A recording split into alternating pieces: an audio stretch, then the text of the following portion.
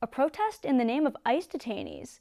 A Broome County legislator has resigned from the Sheriff's Reentry Reform Advisory Group in protest of ICE detainees being held at the jail. ICE protests have been happening all around the country as of lately, and a local legislator took matters into her own hands to protest right here in Broome County. Mary Kaminsky resigned from the Sheriff's Reentry Reform Advisory Group, which is made up of local professionals, advocates, and previous inmates to make a safer, healthier environment for everyone in the Broome County Jail. Kaminsky says her resignation is to stand for what she believes in, and in part due to what she calls a lack of transparency from Sheriff Akshar.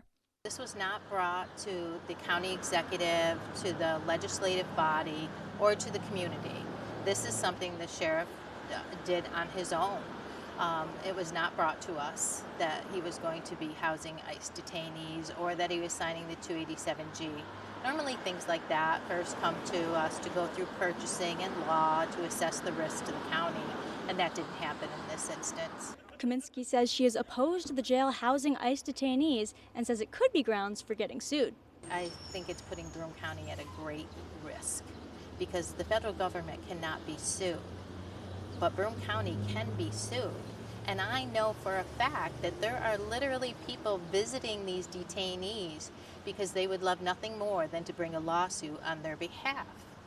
So it's very concerning that the federal government will not be charged with anything and our taxpayers could be left holding the bag, and it can be very expensive. Another concern that Kaminsky voiced is that they cannot verify that there has been any due process or fair treatment through the normal judicial system, such as providing a lawyer for the detainees. She questioned Sheriff Akshar about the status of the detainees, and he told her that none of them are violent offenders. Kaminsky says it was important to her that citizens know her stance on the matter. I think your constituents have a right to know where you stand, especially on these kind of more major issues that are affecting the county. And I want to be clear that I think that this is the wrong move that we're making, and I could think of no other way to do that, but then publicly to resign from this task force. In response to Kaminsky's resignation, the sheriff released a statement saying they appreciate her contributions as a member of the Reentry Reform Advisory Group, are proud of what they accomplished to bring positive changes to the jail over the past 2.5 years, and wish her all the best.